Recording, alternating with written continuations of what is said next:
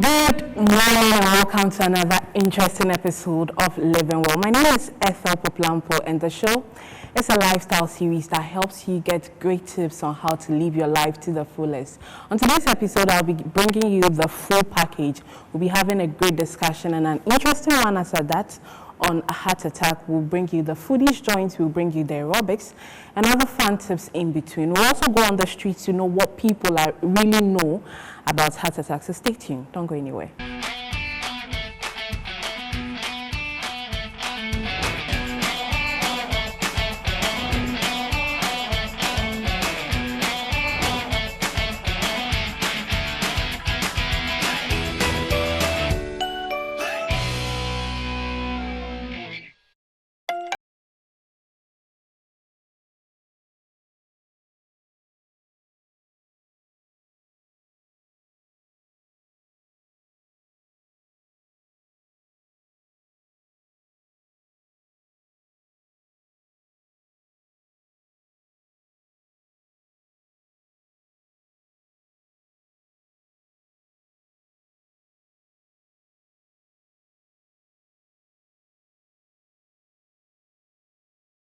Right, that was our inspirational quote. Don't forget to join us live on Facebook at Metro TV GH and also on Twitter at Metro TV Ghana.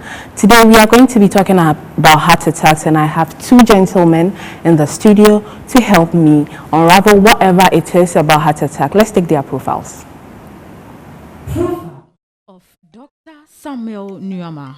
Dr. Samuel Nuama is the Vice President of the Public Health Alliance International Ghana, public health physician with diverse expertise in areas such as global health security, health policy, clinical research, and health emergency preparedness. Medical practitioner with experience in both public and private practice, worked in various facilities such as Kolibu, Ridge Hospital, and West African Rescue Association, currently working as senior consultant for Deaf Global Partners and Deaf Afrique Development Advisors based in US and Nigeria respectively. His passion is to help bring more visibility to pertinent health issues in Ghana and within sub-Saharan Africa. He also hopes to drive changes and improvements in various levels of healthcare.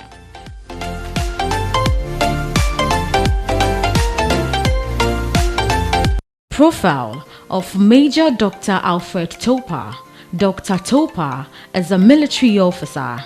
He is a physician specialist at 37 Military Hospital. Major Dr. Topa is interested in critical care of very sick patients, brain and heart health. He also loves educating patients on health issues. He loves to exercise and stay fit.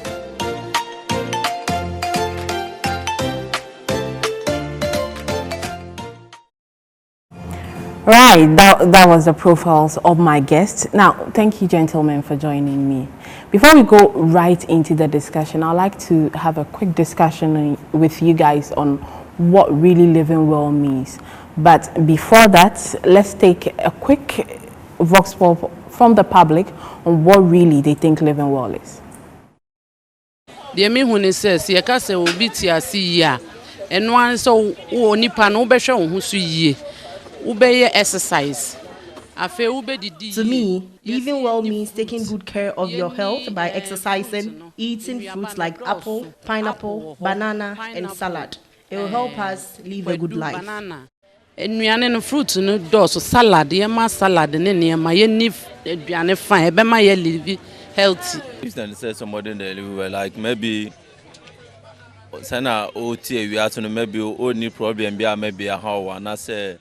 Living well means living a stress-free life. Even though you may not have money, you are healthy and fine in terms of walking, talking, and eating. If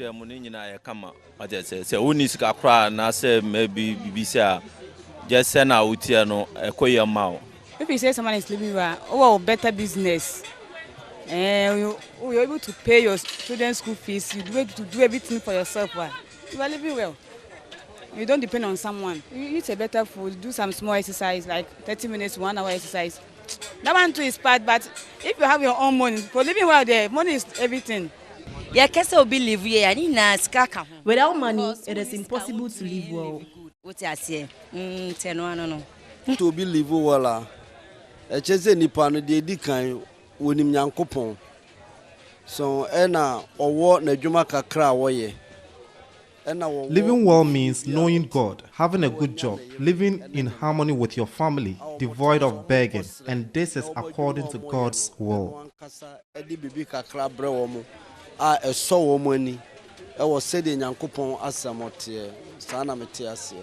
I think living good simply means, taking care of yourself, as in sleeping good, like eating better, exercising, and also going for a checkup to know that you are well, like your body is actually well.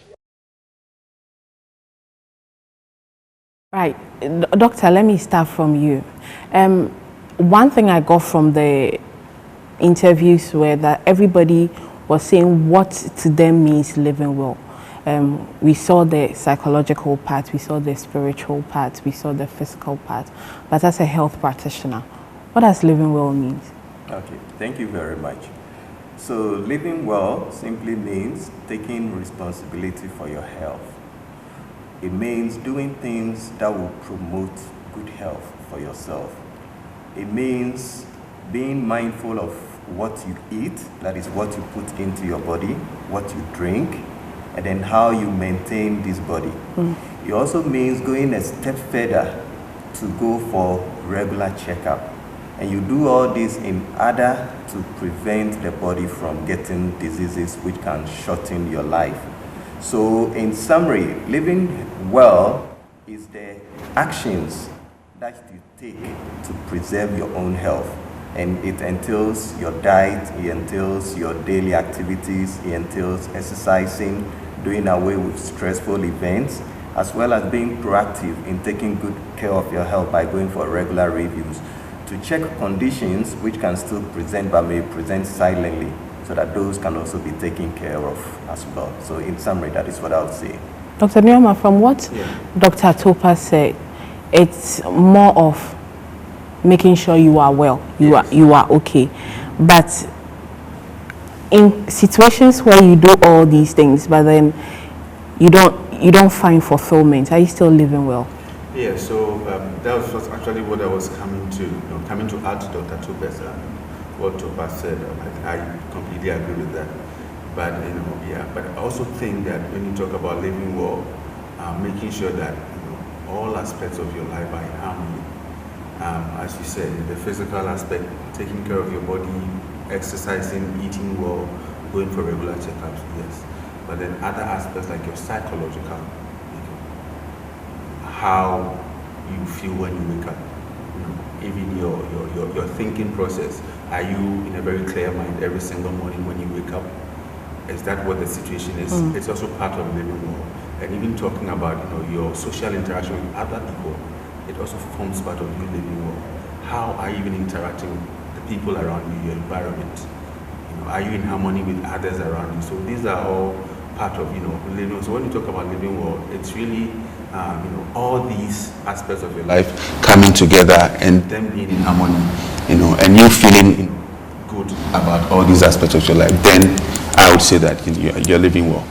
I'm really enjoying the discussion, but then we are here to talk about heart attack. So let's keep the conversation going. Drop what living well means to you under our Facebook comments, and let's get talking. Let's get the conversation going. So we'll go right into talking about heart attack. Major Topa, I've been wanting to ask this question. What comes first, being a soldier, then a doctor, or doctor before a soldier? Well, doctor first before being a soldier. So you can't be a military doctor if you don't have your medical. Can you be in the force and then further your education to be? Yes, you can. Okay. You can, yes. Okay. But for you, being a doctor came first. Came first, yes, exactly. We'll continue the discussion later. But let's start the conversation on heart attack. We've seen a lot of illustrations of what a heart attack might look like. I've not seen someone have a heart attack before. My perfect example of what a heart attack is and what it looks like is from a Nigerian movie. Okay. So what is heart attack? All right, Ethel, thank you very much.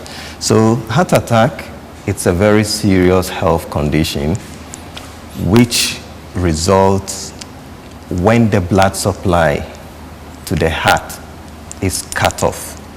You know, the heart is a very important organ in the body.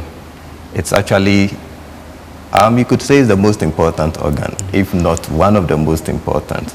Now, the main function of the heart is to pump blood to every part of the body, and including itself. Yeah. So when you have a situation whereby the heart is not able to supply blood to itself, the muscles, then the muscles begin to die. And when the muscles are dying, then it means that part of the heart will not be able to pump blood. And if that part of the heart is not able to pump blood, it means then the whole body will be deprived of its blood supply. And so that will manifest in the symptoms that the person will have. So in short, heart attack is a serious medical condition whereby the blood supply to the heart itself is cut off. Okay. And I believe we may go into reasons why the blood supply can be cut off. We'll get into that conversation. Right. But Dr. Nneoma, as a person who is not in the medical field, I have over and over again used cardiac arrest, heart attack. Are they the same thing? Okay, so I would say that, you know, more or less they are brothers. No, wait. But then they are not the same thing. They're not the same thing. I mean, but one leads to the other. Oh, yes. Okay. Yes. So, you know, as Dr. Topa said, you know, when you talk about heart attack, your heart, you know, being deprived of the blood supply, and therefore it's not able to function properly. But, you know, as the name goes, cardiac arrest. Cardiac means heart. Cardiac is just a fancy term for a heart. And then you have arrest. So talking about stopping of the heart, that is cardiac arrest. And that is, I would say, you know, the end of it when you talk about, you know, heart attack, where the heart stops beating, it stops working, then you are in the state of cardiac arrest. Your heart has arrested. That means your function of your heart has stopped. So that means there's no hope for it again? So, yes. So once there's a cardiac arrest, then it calls for code red. Okay. It gets to the, you know, the very crucial moment where you have to intervene as quickly as possible and as precisely as possible so you can get the person back up, and we can go into that later. Okay, so correct me if I'm wrong. Are you trying to say cardiac arrest is the severe form of heart attack? Cardiac arrest is the final stage of heart attack, to put it. Okay. Yes. Dr. Tupa? Yes, so to add to that, so they are different. And as Dr. Nneoma said exactly, so cardiac arrest is like heart arrest when the heart has stopped. So the heart attack is a process. The blood supply is cut off. Depending on how extensive it is, it can lead to the heart stopping. So when the heart stops, then that is a cardiac arrest. However, cardiac arrest can also occur due to other causes apart from blood supply being cut off. Okay. So you have an electrical component which controls the beating of the heart. So if you have a fault in this electrical component of the heart, that can lead to the heart stopping. So there are other electrical problems of the heart which can lead to the heart stopping apart from heart attack. But the two are not the same, but heart attack can result in cardiac arrest sometimes. And also cardiac arrest, when it occurs, sometimes if the person is lucky, the heart can restart. On its own? Yeah, possible. And then the person may come around. But most times you would need to do something actively. So that's why sometimes you find people doing the chest compressions. It's a very simple procedure, but it can really restart the heart. Of course, if that is not there... You mean the CPR? Yes, the CPR, the chest compressions. I was in Red Cross. I'm not that bad at it. Yes, yes, that's good. So once you are with someone and the person has collapsed and you don't know what it is always good to quickly assess, do your ABC, airway, breathing, circulation, and then you can start the chest compressions. It's been found to save lives in non-medical settings. But in the medical setting, then that is where the code red will be activated, which Dr. Nneoma said, and then you can do other things, including using a device call a defibrillator to restart the heart. Called a what? A defibrillator. Okay. Is it the one in movies that we see? Exactly, like the shock, where they shock the heart. So that is to restart the heart. We will come to the management of heart attack, but then I'm still trying to get the difference between a cardiac arrest and a heart attack. So can someone die out of heart attack? Yes. Or people just die from cardiac arrest, since it's like the last stage of the heart attack? Yeah, so both can lead to death.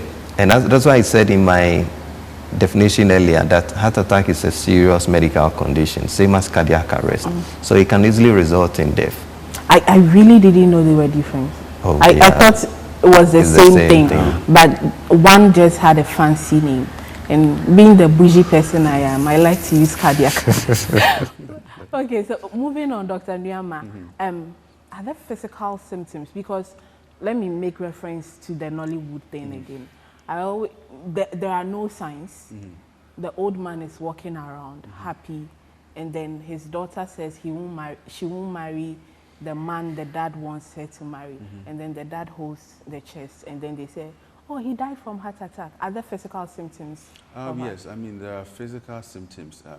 But before we go into that, and Dr. Topa, if we can just talk also about some of the risk factors even before we go into the physical symptoms. Yes, exactly. So basically, so we have a model of the heart here, which you can see, and you see the blood vessels displayed on the heart.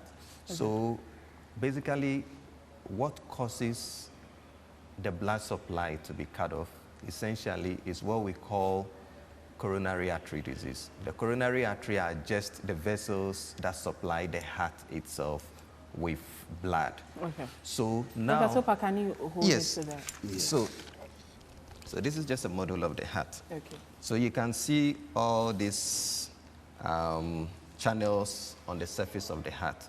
You can see the red one and the gray one. So the red one is the one supplying blood with oxygen and nutrients to the heart. Okay. This big vessel you see here is the one that the heart will pump through to every part of the body. So this is the one that the heart will pump to supply every part of the body, and the ones on the surface of the heart itself are the ones that supply the heart itself. So when you have these vessels, and they are quite tiny vessels, so the lumen is even smaller, and they can easily be blocked by what we call plaques. And these plaques are due to the position of fats and other materials in the lumen. And that leads to the blockage of these arteries. And that is what we call the coronary artery. This blockage of the vessel is known to occur when there are risk factors. So the more of these risk factors that a person has, the likelihood that his vessels will be blocked. And these risk factors, we can look at them in two categories. One, which are non-modifiable, one cannot do anything about them. Okay. And then the modifiable risk factors. So the non-modifiable risk factors, the ones we can't do anything about. One of them is age. Okay. As you are advancing in age, your risk for these vessels being blocked is high. Second risk factor is if you are male. Somehow they've realized that the male gender tends to be associated with more of this. To a certain age. This is actually a relief for me, because last week it was established that mental health, women are prone to. Oh, there's a caveat. Right. Yes, so to a certain age. Yeah. Okay. So, first of all, so heart attack or coronary artery disease, when it comes to men, it occurs earlier. From 45 and above, it can occur. In women, it is a bit prolonged, 55 and above. Wow. And it's all because of how the body functions. And you know, women, one of the hormones women have is estrogen, which somehow has some protective effect. So most younger women have a protective effect. But beyond the period of the menopause, going into the postmenopausal period, then the risk is increased.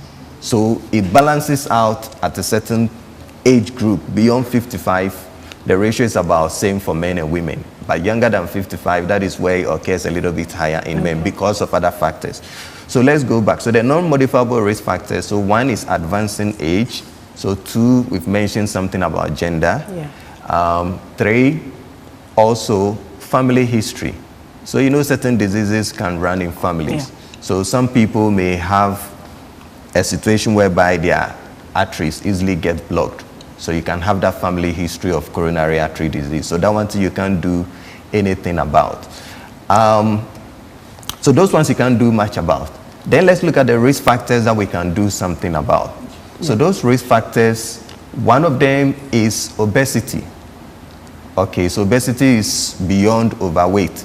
When one is too heavy, where the weight doesn't match the height, that is obesity. And we even have various levels: obesity, morbid obesity, and all that. That is known to be associated with increased incidence of coronary heart disease. So obesity is one, but we can do something about it. Yeah. Okay. 2, physical inactivity or sedentary lifestyle, poor exercise habit, sitting most of the time, and especially by virtue of our work. So you realize that most people in their middle age, young to middle age, end up finding themselves in this group where virtually from morning to evening they will sit at work, working. That is a risk factor. Okay. And we also have other conditions like high cholesterol. So some people tend to have high cholesterol. Remember, I mentioned that the artery is blocked by fat deposits. So the higher the cholesterol that one has in his or her body, the higher the likelihood that this vessel will be blocked. Okay, so that is also there. Then hypertension. Hypertension, high blood pressure, which is common in an environment. Certain studies have put the incidence of hypertension in Ghana at about 27%. Yeah. So close to a third of adults will have hypertension. The unfortunate thing, I know has hypertension. Yes, exactly. The unfortunate thing is that even a lot of people have it and they don't know. Yeah. Right. So hypertension is a major risk factor. Then diabetes. Then again, because of our diet, poor lifestyles, we're seeing an increased incidence of hypertension. Most studies in Ghana put it between 5 to 10%. So then again, meaning between every 1 to 2 adults, most likely will have diabetes. So this is also a risk factor. So all these risk factors would increase the incidence or the possibility of one having their arteries blocked, and then that can lead to a heart attack. It's really scary to see that all these risk factors you've mentioned are things that are all around us. Yeah, commonplace. Right. Yeah. But Dr. Nyama, let me come back to you. Good. Physical symptoms. Okay. Do we have physical symptoms? Because as I mentioned earlier, I only see the old men holding their chest, then they fall, then they tell us.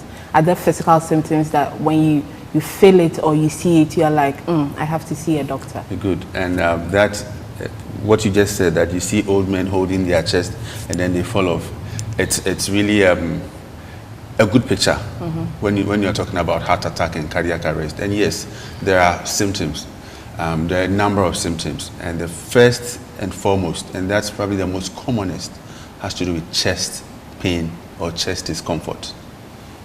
Dr. Nyama, yes. I want to give a lot of people panic attack. Oh, well, yeah, I will delve deeply into that. Okay. There are a lot of other causes of chest pain.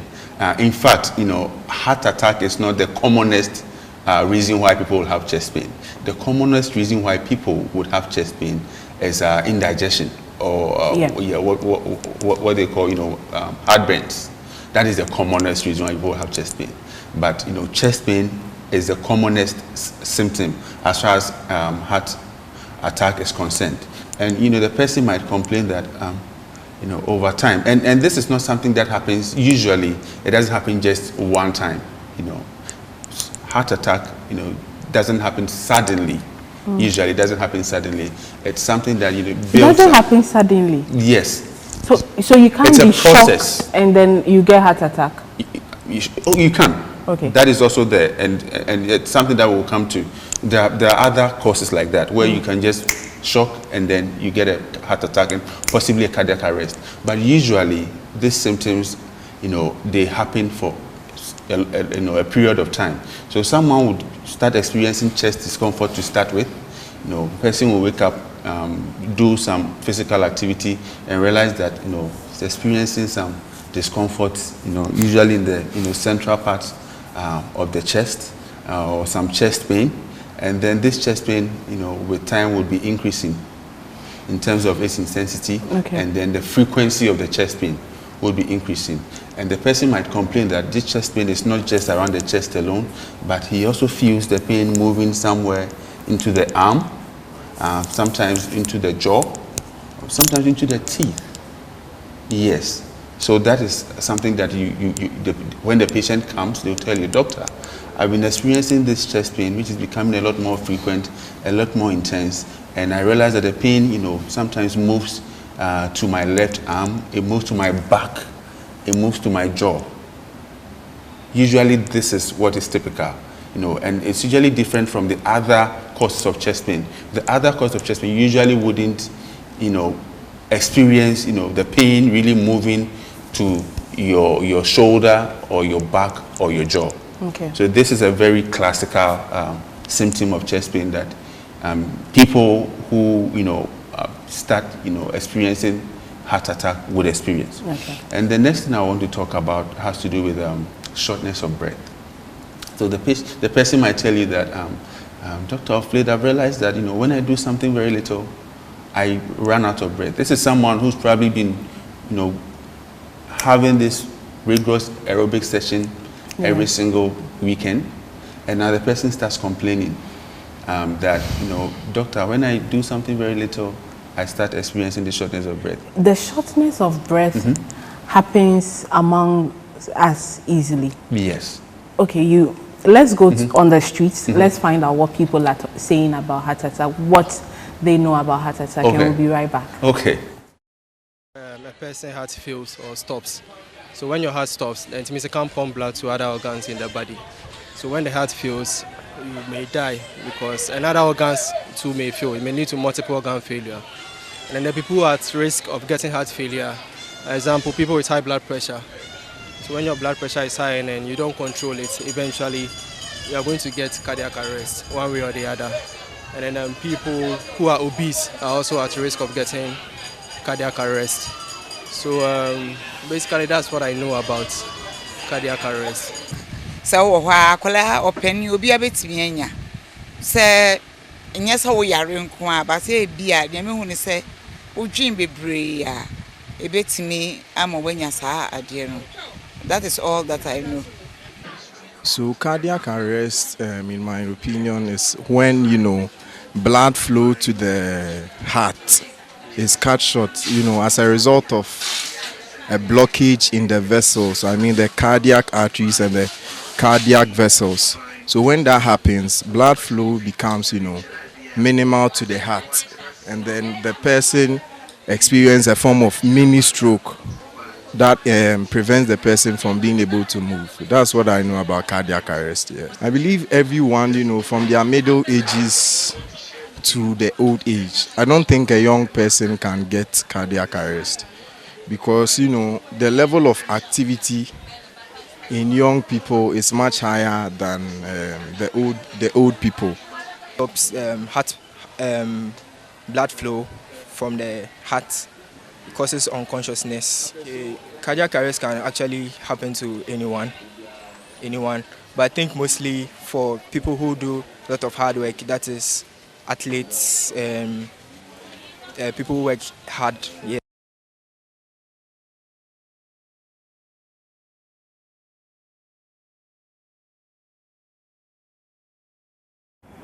I must say I'm really impressed with the knowledge that people have on the street. But then let's go. There are some certain things I'd like to ask questions about for you guys to clarify and address. But then let's continue with the symptoms. Then we talk. Yes, so before I go to, I would have really wished that the last gentleman finished his statement. I don't know. He was trying to make a statement that sometimes people who are active, some people sometimes, and he was really going to make a very important statement, but he didn't finish. So let's continue with the symptoms. Yes. And so, so the shortness of breath is also one of the symptoms. And then another symptom that people might experience is what we call the cold sweat. Okay. Yes, this is someone who hasn't been. He's not gone to the gym. He's not done any active work. He probably might be sitting, and they will notice that he's sweating. I mean, that is not usually how people would sweat. Usually it's after some physical exercise. But this person hasn't done any physical exercise, but they realized that they've started sweating. But when I understand that when you get to your menopause as a woman, there are heat waves. Yes. can the heat waves and the cold sweats be a sign of heart attack? Well, yes, it can be a sign. And sometimes you're talking about menopause. And sometimes these are some of the confusing things, you know, when it comes to symptoms of a heart attack. Yeah. You know, some menopausal women actually would experience symptoms that are very, very close to those that you're going to experience with a heart attack. They will come to the hospital, you do all the tests, and then you realize that, you know, this person doesn't have a heart attack. Yeah, so you are right. I mean, sometimes postmenopausal women can experience that. The other symptom that people experience is what we call the lightheadedness. So they'll tell you that I'm feeling light, you know, I feel like I'm about to pass out, I'm about to faint. And that's, as Dr. Topa said, once the blood supply to your heart is cut, it's not able to supply enough blood to all the parts of the body properly. And in certain parts of the body, you can't really, you know, experience any symptom, but with the head, once, you know, there isn't enough blood supply to your brain, then you start experiencing this lightheadedness and then dizzy spells. So my facial expression changes anytime you mention mention a symptom, because I'm like, I felt that before. Am I about to get her? Lightheadedness, a lot of people experience it. Yes. Is it actually, like, should you be concerned? Yes. So I mean, if you're experiencing lightheadedness that's continuous for a long time, I mean, definitely you should be concerned. It doesn't mean you're having a heart attack. So these symptoms we are talking about, we are not taking them in isolation. Usually there are symptoms that you experience, maybe 2 or 3, 4 of them together, you know, to say that you're experiencing a heart attack. There could be other situations where you probably feel lightheaded, but it's for another cause. Okay. Yeah, so it doesn't necessarily mean that if you are feeling lightheaded, then it means that you're having a heart attack. Fatigue is also one of them. And fatigue is, you know, closely linked to the shortness of breath, as I mentioned. You know, you're not getting enough blood supply. So when you do something very little, you start experiencing, you know, a lot more tiredness than you would usually expect. And then, you know, there's also this nausea and sometimes vomiting. And usually these are, you know, quite getting to the advanced stages of heart attack, when you start experiencing the nausea and the vomiting. And once patients start experiencing that and they tell you, in addition to these symptoms, then it means that, you know, it's getting a lot more severe. Dr. Topa, from the Vox Pop, yes, someone mentioned age. You're right. Are there people who are prone to getting heart attack? Yes, there are. So we go back to the risk factors. So I mentioned that one of the major risk factors is age. And it's advancing age. Now, until a few years back, heart attack was more common in the age groups that I mentioned. So for females, usually you see it in the 55s and above. In the males, 45 and above. So actually for a long time, it was being seen as the disease of the elderly. But that is not so, because in recent years, we are seeing that it is happening in younger people than the age group seen. So though, for instance, I work in the emergency room a lot. Okay. So far, I haven't seen a female less than 40 who has had it, but I've seen a few men less than 40 here in Ghana who have had heart attack. So it is not a disease of the elderly anymore. The other point I want to add to the earlier issue about the symptoms is that, so one of the reasons why we are talking about this is that it is a silent killer. So most of the time, the person will have his coronary arteries being blocked, but then he wouldn't have a major symptom for which he would know that this is going on. But then the process will be going on. So you can even have 70% of the lumen of the artery blocked, the person is fine. Just that they may be having certain symptoms which they may not pay attention to. So Dr. Nyama said something which I just need to clarify for viewers, that it doesn't happen suddenly. That is true. What he's saying is that most of the time there may be some warning signs before. So one of them is that at rest, person may be fine, but sometimes when you exert yourself, when you engage in a vigorous activity, whereby the demand on the heart is increased, for which the heart has to receive more blood, then one may have the discomfort. So for a lot of people, they will actually experience the chest pain or the discomfort when they are exercising or engaging in some vigorous activity. That's a good point. I was just about to ask that. for you to get blood pumped to your heart, you have to be active. Yes. And so how do you get a heart attack from being active? Exactly. So that's the point. So you may have the blockage of the arteries going on, a certain percentage. As I said, you could even have 70% of the lumen blocked. That means you still have about 30% opening. So at rest, when the demand is not high, the heart can function on that minimum blood supply. But when the demand goes up during exertion, then you realize that that is not able to meet that need. And so the symptoms may come on with activity. So it's not all chest pain that is synonymous with heart attack or coronary artery disease, but chest pain that is worse with activity or exertion needs to be looked at. Because at that stage, what we may be dealing with may be coronary artery disease or ischemic heart disease, which means that the blood supply is inadequate. But you don't have a complete blockage yet. So the complete blockage will occur when this plaque, which has been formed in the artery, breaks or cracks. Then you have a blood clot forming on top of it, and that will now block the vessel. So if it is the vessel that is going to supply the right side and it cracks and then the clot is now formed, so something that was, let's say, 70 or 80% blocked is now 100% blocked. Okay. And then you don't have any blood there, and that is when the sudden symptom would occur. Right. So there could be warning signs before until the major event occurs. Right, thank you. I'm really enjoying the conversation. When we come back, you've already mentioned hypertension, but then we'll try and explore other health conditions that exposes you more to having heart attacks. So stay with me. When we come back, the conversation continues.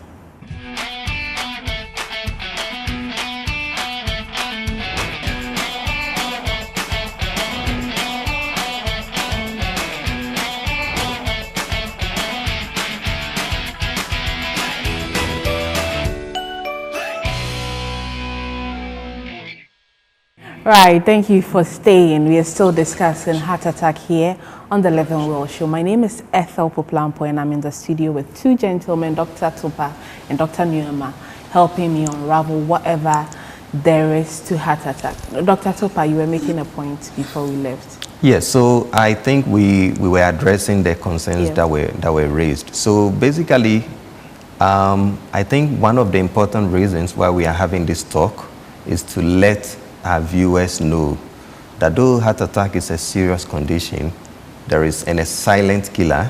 There is a lot we can do to prevent it. And what we can do comes more with we identifying the risk factors in our lives and then dealing with them. So to take them, it will be more of the modifiable risk factors, the ones we can do something about. So one is that people will need to be mindful about their diet, the food we eat.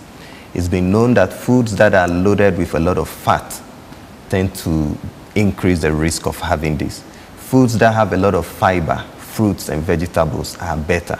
So people will need to make that switch so that they can take more food that have fiber in it, that is basically foods containing fruits and vegetables. Secondly, people will need to be active. People will have to stay active.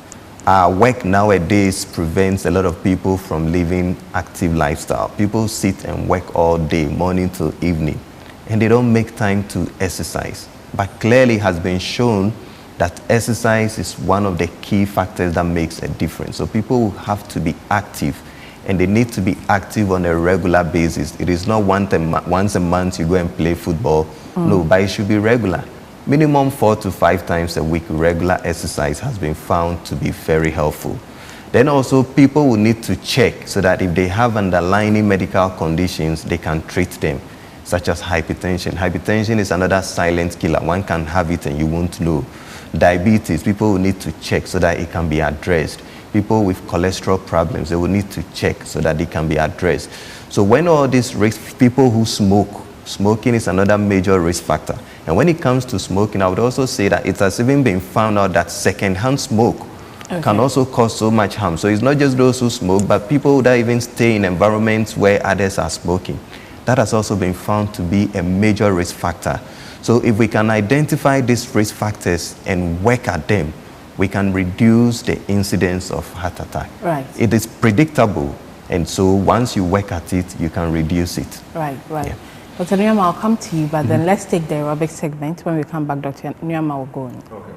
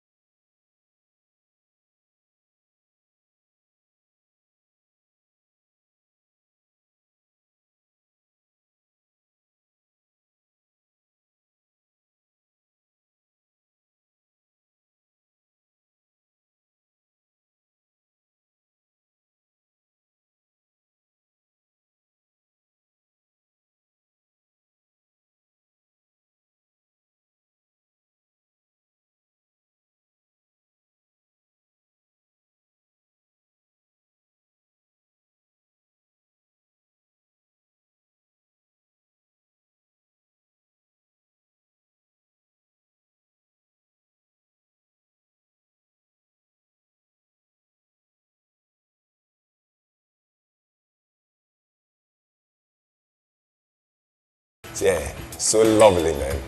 Doesn't put stress on your lower back. Then from there, we have our leg curl machine.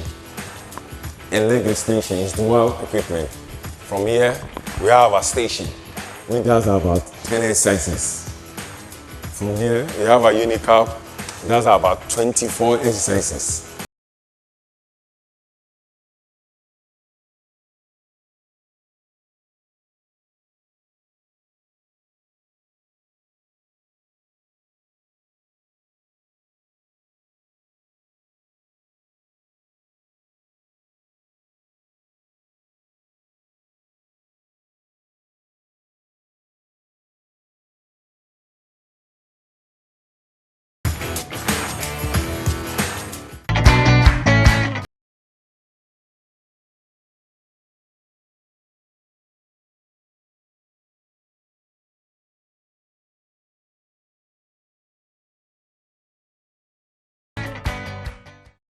So you see, I'm not being stingy. I'm also putting you on the best places to get the workout in. As Dr. Topa and Dr. Nyama have established, exercising is good.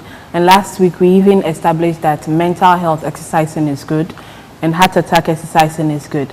Dr. Nyama, we've already talked about how important exercising is good. So we'll not touch on that again. But tell me, apart from hypertension, what other illnesses exposes you more to heart attack? Okay, that's good. And I would, just zoom in on diabetes. Diabetes has been very, very heavily linked with heart attacks. And what makes diabetes even more dangerous, when it comes to heart attacks, in fact, it's very silent. There's something called silent heart attack. And that's just because, usually with diabetics, they have a problem with their pain sensors. So they don't even feel the pain. Oh, okay. So yes, so it could be happening, the whole process could be happening, and then the damage is being caused by the diabetic They're not will feeling feel fine. the Yes. chest pain. The only time they are going, the only time they realize that it's not well is probably when they pass out, or they go into sudden cardiac arrest. Okay. So that's, so diabetes is, one thing that people should really, be very cautious of. Check your blood sugar. Make sure that, if you're diabetic, make sure that it's always within a good range. You're adhering to your medications. If you're not, always, do the regular checks just to make sure that, you're not exposed to it in any way. Right. Dr. Topa mentioned diet and cholesterol a lot. So let's take the foodies joint and let's see what Chef DARRYL cooked for us this week.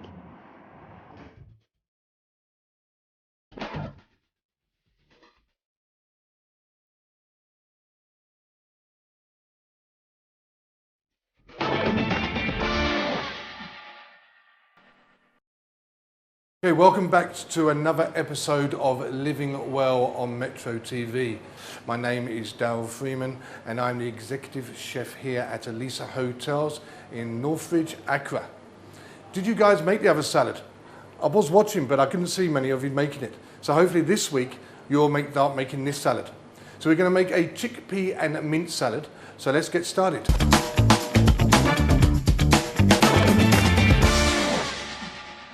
Okay, so the first ingredient we need is lovely chickpeas. Now these are low in cholesterol and also help grow your bones a lot stronger. So a very good part of the ingredients that we need. We've got tomatoes. Also another thing, low in cholesterol and provides important vitamins, also needed for your body. And also we've got some lovely lemon juice and lemon zest. This is also very good for taking with your diet.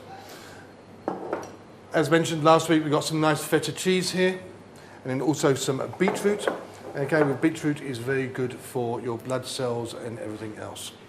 We've got some freshly picked mint. Okay, mint is very good for detoxing and also full of vitamins. We have some garlic. Okay, freshly garlic here. We have some red onion. As mentioned before, the red onion is a lot sweeter than the white onion, not as harsh. And then also, we've got some lovely cumin powder, which has been ground down, and that also helps your blood flow and everything else. So, we're going to get started. Another thing, as we always do, as mentioned last time, because we're making salads, we have our green board to stop cross-contamination, and also we have our sanitized water with our cloth so we can wipe down. Okay, so let's start cooking. So we've got our big bowl here. Now what we're going to do, we're going to start adding the ingredients in different times. So we've got our lovely chickpeas as mentioned before, so we take a handful, placing them in. And again, as you can see, I'm wearing gloves to help so I'm not got bare contact with the food. We've got lovely cucumber, feta cheese, red onion, and I'm going to keep a little bit as well because I want a little bit for garnish. I'm going to add some of my garlic, parsley. Now you can see all the colours are coming through. I've got my beetroot.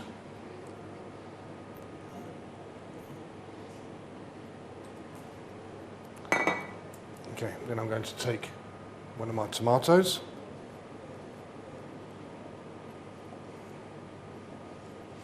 And take the seeds out.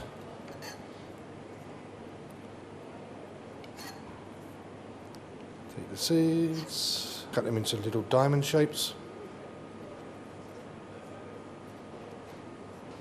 And we're going to add that to my salad. Take some few little mint leaves. The mint will give it a nice fresh flavour. We've got some of our cumin powder.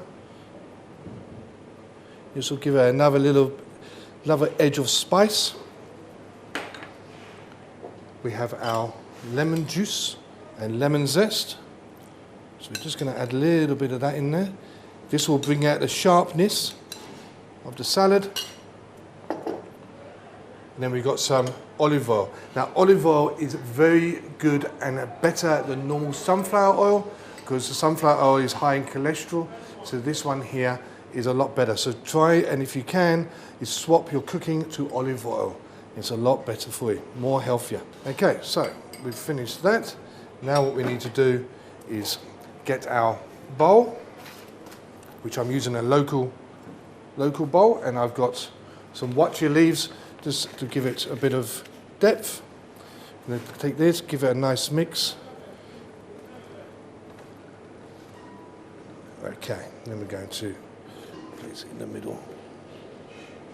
And the salad.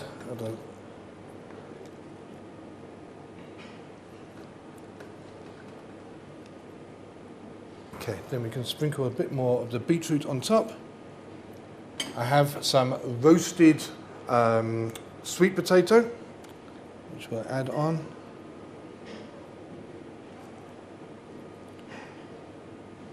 And then also I have some cucumber, which I've very finely julienne down, and I've added in water and put in the fridge so it all curls up. That's a little for the garnish for the top. Some more fresh mint leaves. And a little bit more of the olive oil to give it some shine. And there we go. One very healthy chickpea and mint salad. So there we have it. Again, with this, don't have bread with it, don't have rice with it, don't have anything. Have it simply on its own. We're all going to start eating healthy, and this is one way of eating healthy. A nice, fresh salad. As I mentioned before, it's got all what our body needs to refuel, to look after our body, to give us health benefits and everything else. I'm watching you. Till next time.